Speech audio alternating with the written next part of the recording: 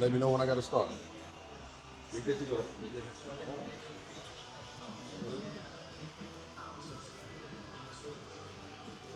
All right, so, okay, besides this, what did you have to do today? Oh, let's see. What did I do? I didn't do anything. It was a lazy all day, to be honest with you. Yeah. that parental life is different, man. Like, I kind of welcome it, though, because I did a lot of running around in my younger days, you know. The older you get, life doesn't slow down. It just changes course. How so? Well, with the kids, really, it doesn't. It's not about you anymore. It's not about you anymore. It's about them. So, depending on how involved you are in their lives, dictates a lot of the time that you have. You know. Yeah, very true. So and then I enjoy it. You know, a lot of people, have different likes. For me, I kind of really like being with my son. It does help that he's really good. That does help because I do see how it could be a bummer showing up to games and practices and tournaments, and then your kid isn't really active. Yeah. I guess that's the word I should use. So it does pay off though. He's a little baseball superstar, no? Yeah, well, two-sport athlete, really. What else did he play? He plays football. Oh, okay. We're fresh off of, I really wanted it for him, but he's fresh off of, they lost. He plays for a team called the El Paso Sharks. Okay. So they just lost the state championship to a San Antonio team. But the experience was like none other. They got to go to a real campus. They got to use their facilities. It was on TV. They got to meet coaches. It was televised. Like it was just a very good experience for them, no matter how the game turned out. And for you too, because you got to see your son play in that. Yeah. Well, I actually went to college playing football myself, so I've had that experience before, and I got to have it for a multitude of years. So I will say, while going through it, you don't, I guess you don't cherish what you're doing while you're doing it. Oh yeah, that's for So, sure. it wasn't until I was finished until I realized the opportunity that I was given. Because then it dawns on you that this is over. You won't have this experience anymore. And then on top of that, you realize that not everybody gets this experience. Like a lot of people, they really don't get this experience, so like it's almost like the National Junior Honor Society. Some people are real academic. Yeah. So with them being academic, a lot of people don't get full ride scholarship, or get to go to London, or get to go to the National Honor Society conference that's in DC. I was one of the ones that was able to do both. So Very talented. so it just I know I'm here in El Paso, and I don't mean to say El Paso like it's a bummer, but like a lot of people don't see. They don't see El Paso as being one of the great up and coming places, So, but hey, I'm trying to start something new. I would really love to put El Paso on the map. Well, with this great haircut you're giving me, I'm pretty sure you will. I'm okay. Hey. Which is another thing, So you just never know take advantage of the opportunities that you're given, because you just never know what the opportunity is or what might be the outcome of each opportunity. That's very true. So, because this what you're doing, this is very, very resourceful. It's actually different, and it's pretty cool actually. You know what I mean? I would have never, in my big age, I won't say old age. In my big age, I would have never thought that I'm doing a video on YouTube. Yeah.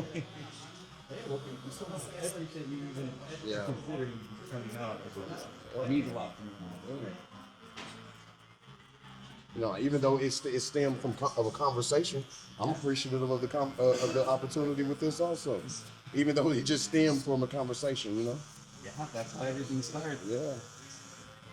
And then I found, the best type of work is network, I agree. the best type of work is network to me. So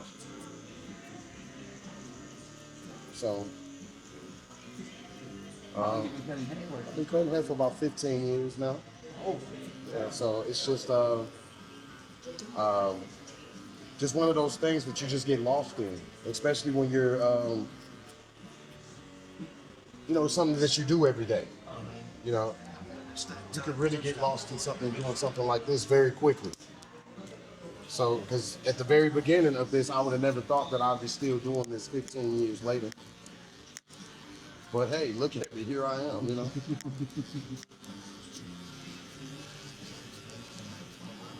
and what got you into hair cutting? Um, let's just say, like, I was always curious. I always had a good time at the barbershop. Um, Even though barbershops are different depending on geographically where you are.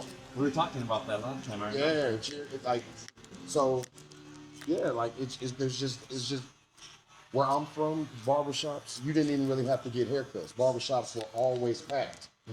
Everybody that was somebody, even the people that were nobody, were found in the barbershop. Yeah. So It was like a place of like to hang out and meet up with people and yeah, socialize. yeah, socialize. Matter of fact, if you really look at the history of barbering, barbers have always been the center part of their communities. Yeah, that's true. Weren't they like doctors and they would Yeah. cut hair and do everything? They were everything. They were psychiatrists, which most of us, believe it or not, still are today. I agree. A lot of people come in here the same way we're having a conversation now. A lot of people will have conversations with their barber that they don't even have with their friends, or that they're not willing to go pay a psychiatrist to talk about. Once again, a pillar of the community. You know. So it just all depends on how you look at things. Barbers are essential. Yeah. Matter of fact, especially when speaking about hair, period, even women, Yeah. like they kind of you actually have to trust the person that's in your head. Literally. Literally, expect for it to come out the way that you want it to come out, or to sit in the chair and actually allow them to do whatever it is that they're going to do to your hair. So with that comfort comes conversation. you know. Or some people are comfortable enough to where they go to sleep in the chair. That's what I was telling you. Yeah. Like these videos, Yeah. they're supposed to be super relaxed. Yeah. I never, me personally, I couldn't go to sleep in a chair while someone's cutting it. Not me personally. And then those guys that have fell asleep in my chair, I take it as a compliment that they feel comfortable enough to go to sleep in my chair. In my opinion, it takes a lot of trust to do that.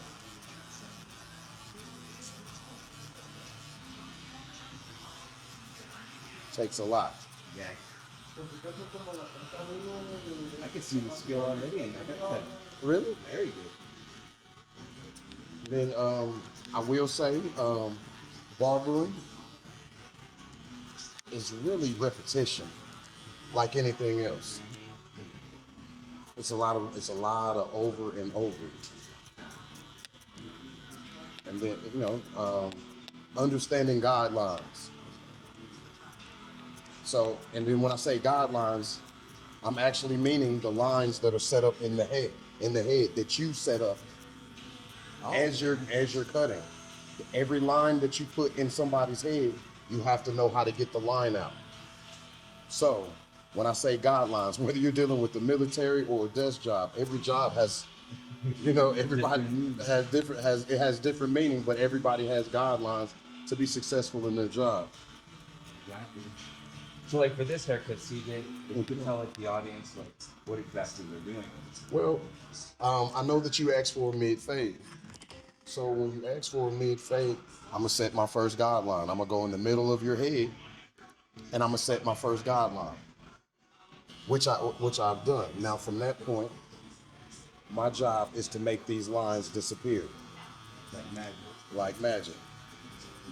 So like we were just explaining before, it becomes a lot of repetition. Knowing what guard that you use to put the guideline in the head is usually the same guard that you use to take the guideline out of the head. Okay. So it becomes a lot of manipulation of your utensil.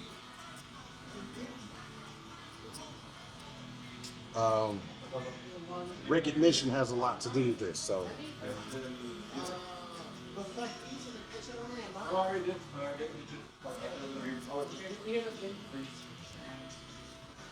that's the ultimate goal, is to get rid of the guidelines that people set in the head. That's all haircutting is.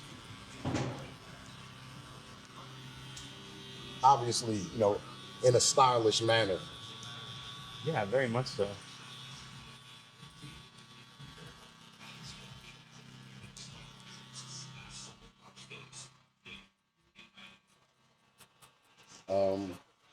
Having a steady hand. That's a big one in, I think, a lot of careers, honestly. Yeah, a steady hand. Also, you don't necessarily have to have great eyesight, but it does help to obviously know what you're looking at. Yeah, exactly.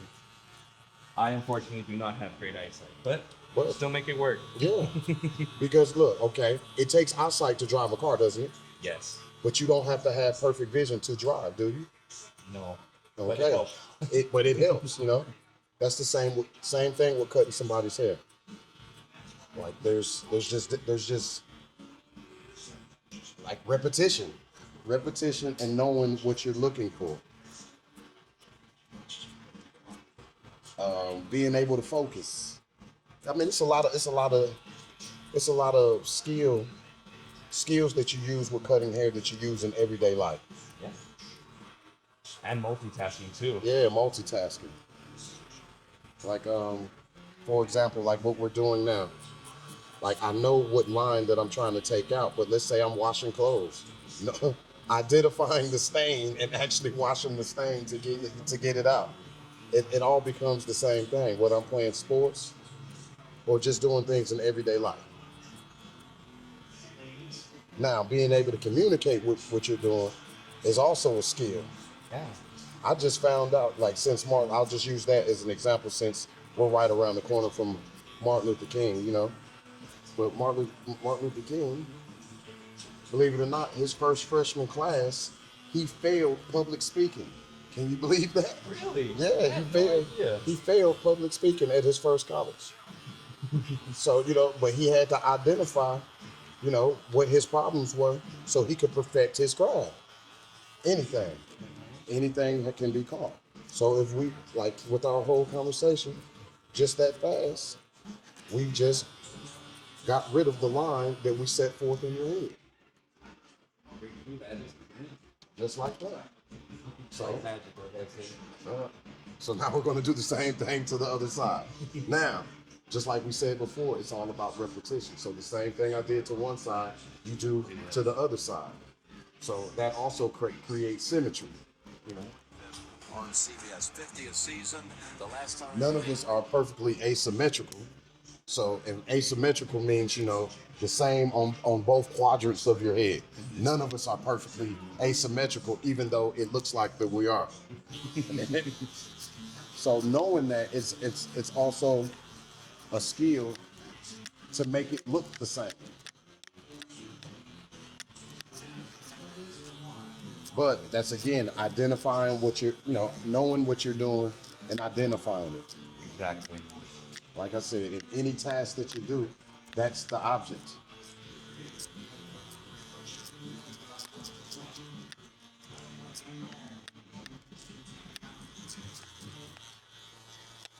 What's your favorite haircut to cut, CJ? 9, coming off a 3rd and 8 conversion a moment ago. To be honest, since I've been cutting so long, the easiest one that pays the most money, whichever one that happens to be. The most profitable. Yeah. So, but if I had to choose one, the old school mohawk. The old school mohawk. Yeah, I used to be pretty pretty good at that one. I haven't seen a mohawk in ages. Yeah. So that used to be my most favorite haircut. I actually just cut my son's hair for his baseball tournament this weekend, and I gave him a variation of it. I cut his hair into a V in the mohawk, and I put his number in it. Oh, very So cool. yeah, What's his number for baseball? number three. Number 3. So yeah, that's what I put. I put into his head was the number 3.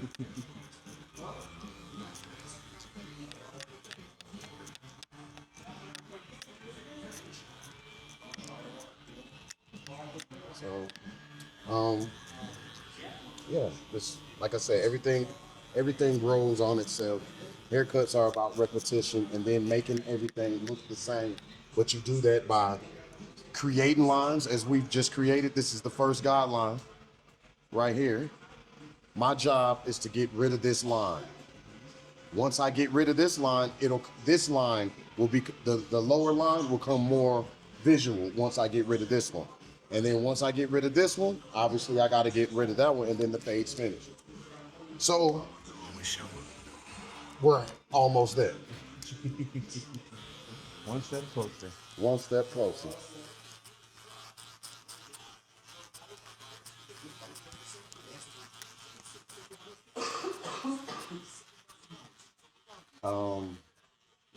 Technique. There's all type of techniques to cut hair. There's not one technique that's going to work for everybody. Once you learn the basics to cutting a fade, you kind of derive your own technique to get the job done. Okay. If you notice, there used to be a song to be like, "Look at the flick of the wrist." Well, that's the best way I could describe it. But that's what I'm doing right now. Like once I push into a certain part of the fade, I flick my wrist. For me, it helps. It helps with the fade. Okay. Because a lot of people will push back into, and what I mean by that, they'll take the clipper and then they'll push right into the hair. When you do that and you go too high, what you do is create another guideline That you have to erase. that you have to erase. So you actually create more. You actually create more work for yourself, or I create more work for myself if I find myself going too high and not flicking my wrist. But that's that repetition guides you or teaches you that. I'm Boomer Esiason. My mom died. Now slowly but surely, this line is coming out.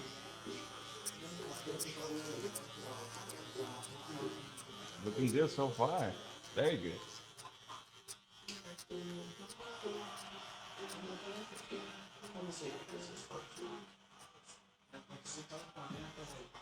And as it gets lighter, I keep flicking my wrist.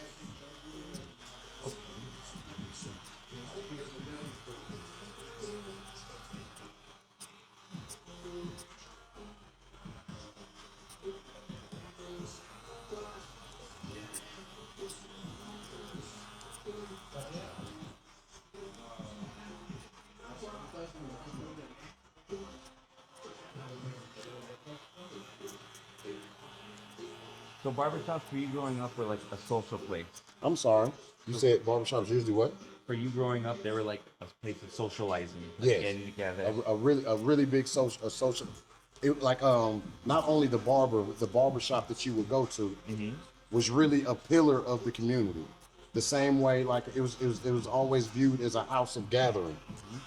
Actually it was almost like a no-fly zone. Anytime anybody had a problem with any other specific person, everybody looked at the barbershop as a neutral zone because it was all looked at as we were all family. Yeah. That's how barbershops were back home where I'm from and how I grew up. If that makes sense. Like you said, in the neighborhoods that I'm used to, they were a lot more populated, and it was like a social venue. Like we used to play dominoes, we used to play spades. Believe it or not, behind the barbershop in the alley, they would set up horseshoes, and we would play horseshoes in the alley also. Oh wow. With the little ring on the floor, right? Yeah, with the ring on the floor and the actual like these little gadgets that look like horseshoes, you know. And then whoever can get more of the horseshoes inside of the place where you put your stakes in the ground, obviously will win. People will gamble on who can get closest or closer. And what did you grow up in? I'm actually from Detroit, Michigan. Detroit, Michigan. I'm from Detroit, Michigan. So, and then like if you've ever seen the movie Barbershop, that's closer to what I'm used. That's closer to what I'm used to. What's up, man? Yeah, sorry. Say hi to the camera. Yes, sir. Guys, look, it's Manny. Yeah, that's the guy. That's the guy who cut your hair the last time. Mm-hmm. He was my first YouTube video. Yeah. From what I know about him, he's a good dude. Mm-hmm.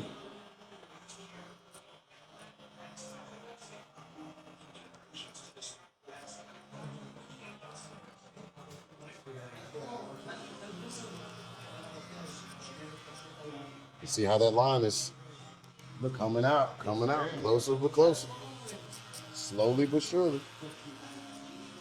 And a lot of times you go back over your work, like when you see imperfections, or when you just want to perfect your work.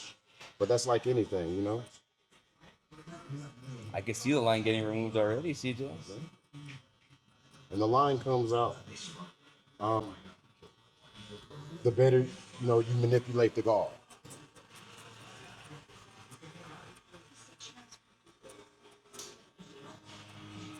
So you've been cutting hair for 15 years, CJ. What would you say is like the toughest hair for you to cut?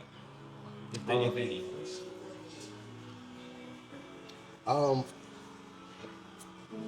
I guess it changes for everybody. For me,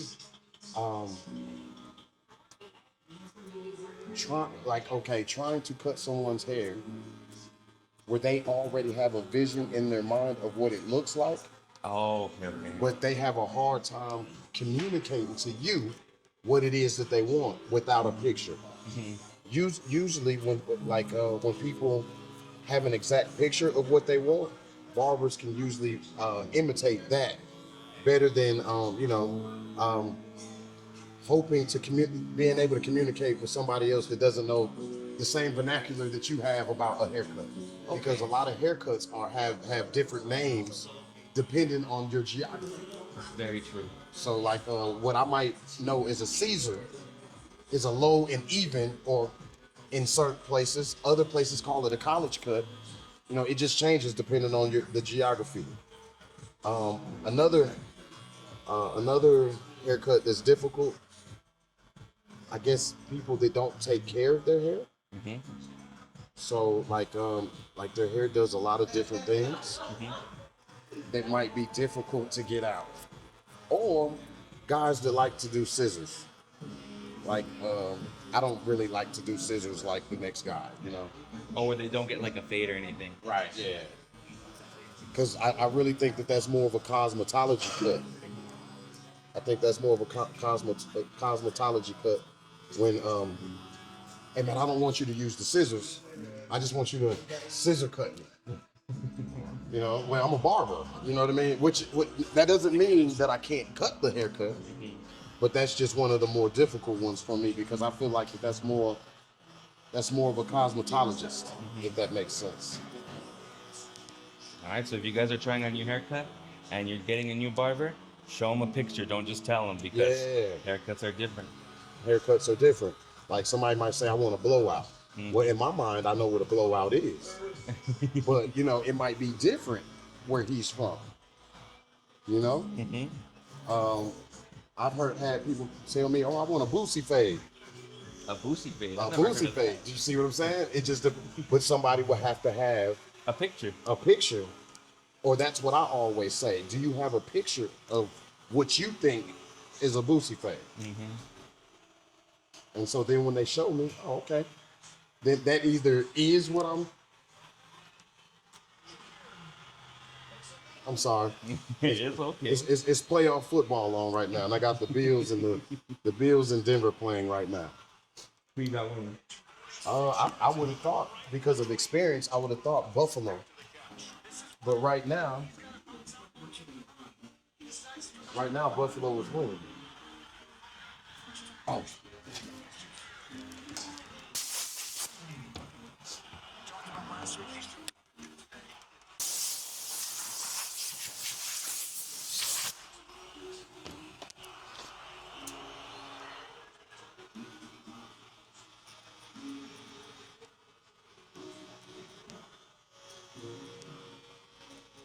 All right, CJ. For people like me who have only grown out their beard like once in their life, like now, Right. what are some tips and tricks in like shaping and guiding it, and keeping the upkeep of it? Well, actually, just that.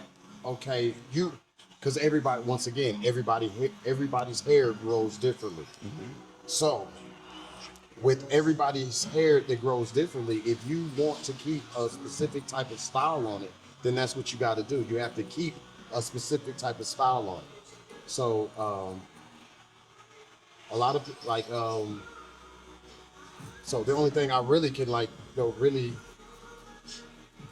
recommend for you is because hair grows back, and a lot of people's hair grows back differently. So the only thing I can really say is, if you want to keep it stylish, then that's what you got to do. Okay. You either got to line it up yourself every day, or you might need to come in here once a week and get it lined up. Okay. See, all I'm doing right now is just fading. I'm reverse fading this so it looks like the opposite of this. So once I put the line on it, Okay, very cool. it'll look right instead of it just being an abrupt stop or stop. So right now, that's what I've done. I've actually reverse faded. I'm sorry, but they just scored. So now Buffalo was winning when Denver was just winning by 13 points. Now they're losing. Oh wow. So now what I just did to one side, that's the symmetrical part. We do the other.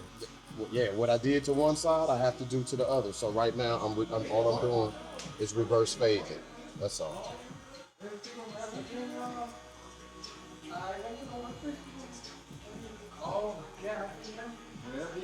Something like that.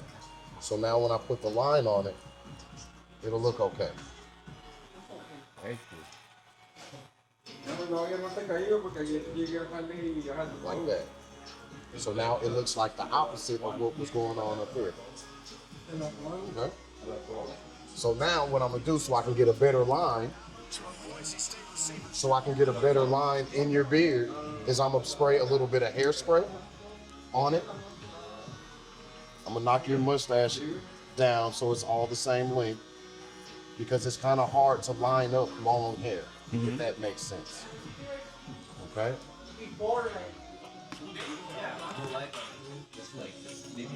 Second time that I've actually grown out a beard. So, any tips and tricks you got, CJ? You let me know. This is just the hairspray that I was telling you about. So it'll just, once it dries, the hair moves differently once it dries. It's easier for me to put a line on there when I grab something.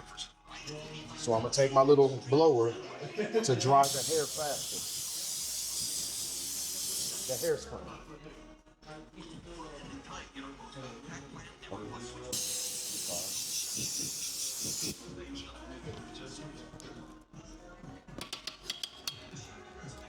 Now from here, I just want you to lay your head back, just like that.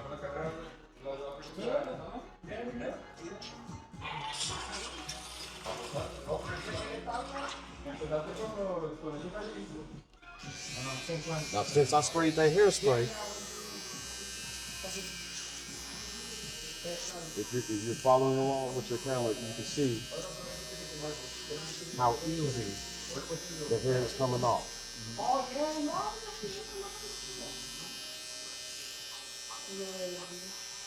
Simple.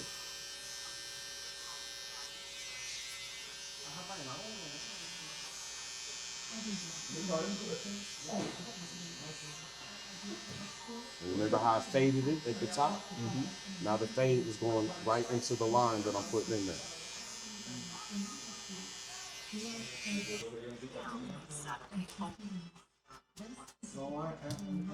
Now with all that extra excess hair, I'm just going to cut it off.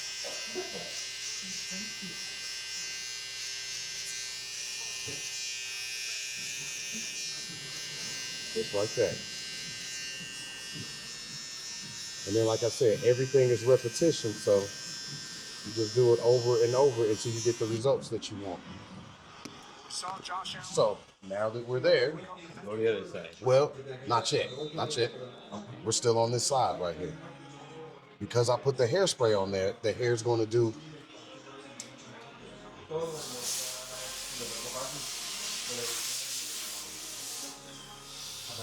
It creates it. It makes it. I create my own line.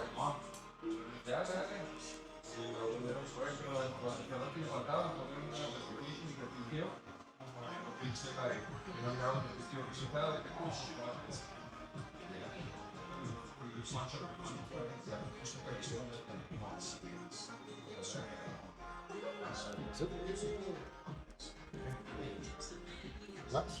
Yes, sir. And repetition. So I'll look at it, and I'll see which part isn't lined up the right way that I want, and then I just go back over that area until I get the results that I'm looking for.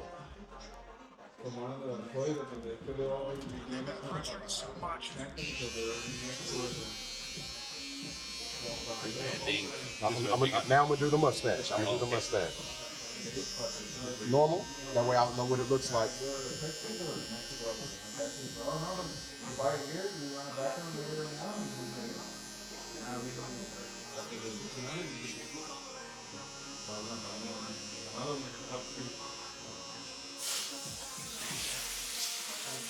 And I like to keep my lines as natural as possible without taking a lot off. Now that I've done that, I'll go back with my razor and I'll clean up any imperfection that I may have done.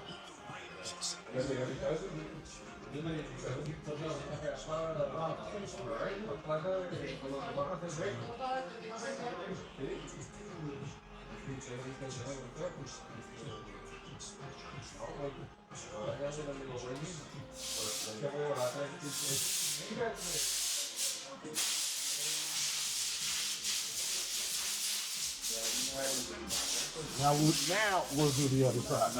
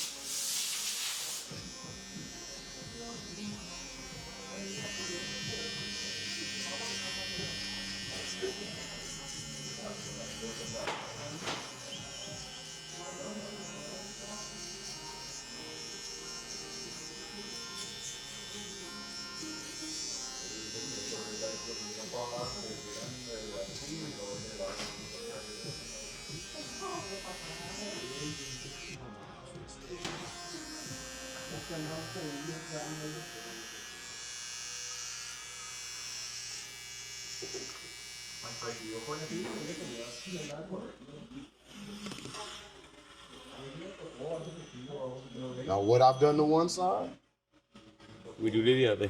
I'll do to the other.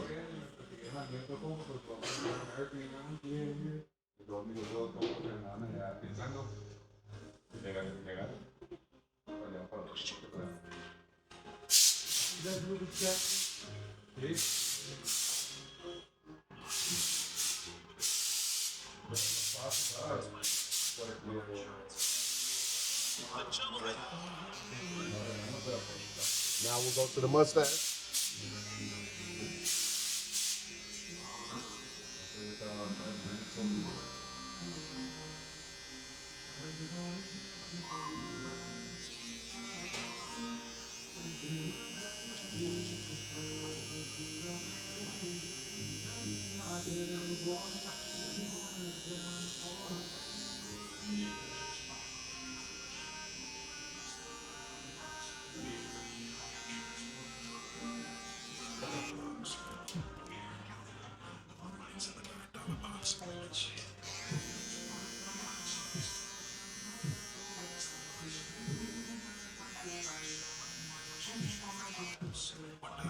Let's scrape these bugs.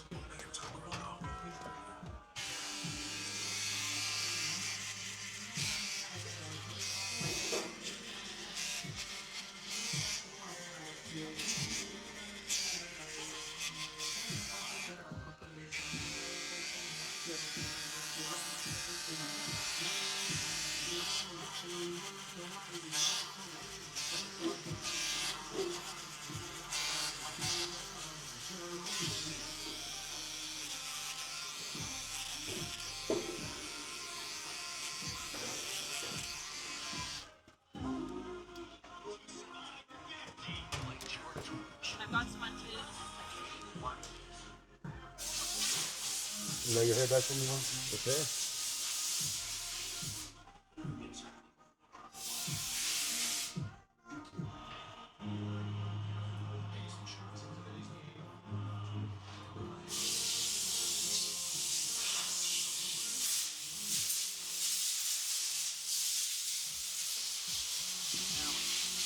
Looks nice, No, you go.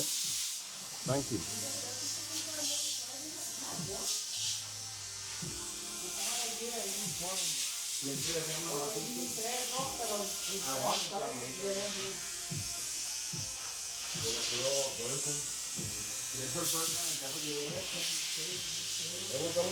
And now, like, when I'm actually finished cutting your hair, I'm just actually just spot, what we call spot checking. Like any place that I think I need to go over and look at and do something again, just to clean it up. Just the small things, man.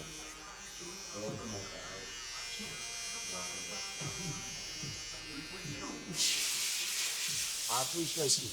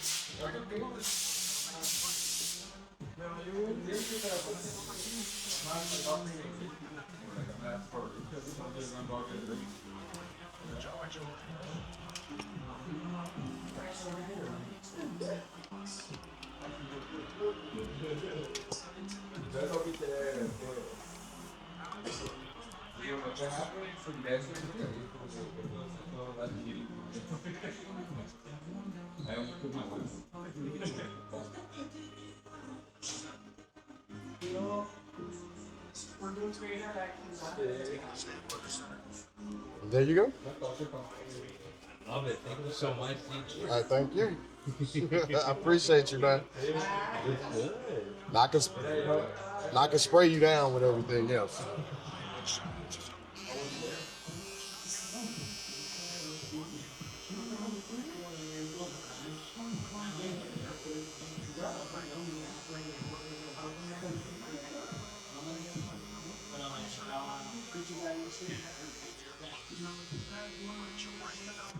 There you go, sir.